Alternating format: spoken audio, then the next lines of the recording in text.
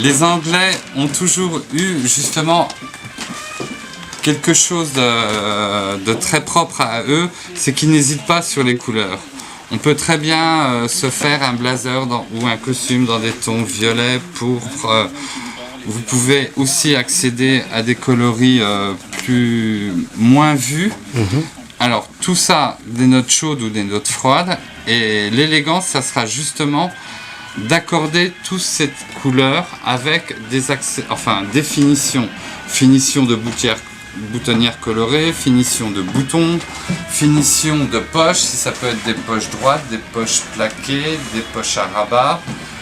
Sachez qu'un tissu porte en lui-même le costume que l'on va fabriquer. On ne fera pas un rayure tennis comme on fera un blazer dans un bleu, dans ce thème de bleu. Vous ne pourrez pas comprendre un costume beige comme un costume plus classique et marine. Tous deux auront des finitions propres. Le tissu en lui-même est porteur justement de sa finition.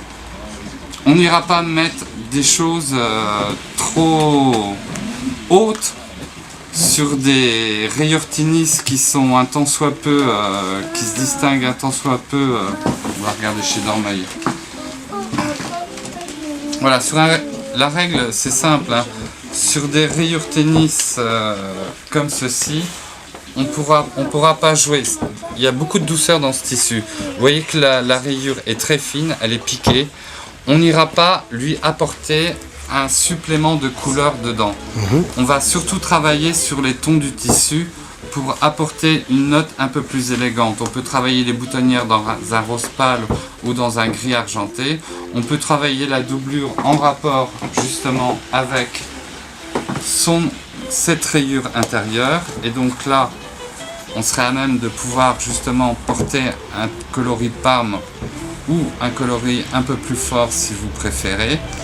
Mais c'est déjà en premier lieu le tissu qui va vous guider les choix de finition.